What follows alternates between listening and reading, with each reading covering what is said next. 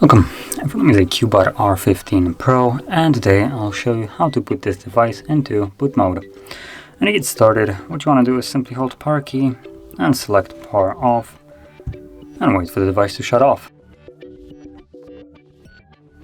Now, once it actually shuts off, from there you want to hold power key and volume up, and this will take us to boot mode.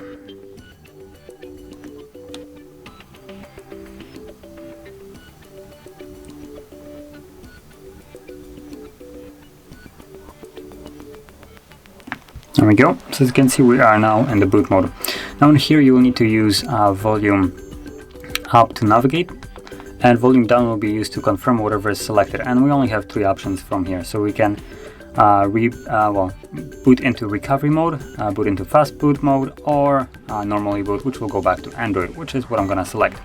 Now once the option that you want to go into is selected, which for me is the normal mode, press volume down to confirm it.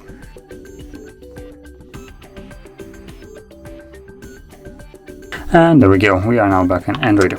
So if you found this very helpful, don't forget to hit like, subscribe, and thanks for watching.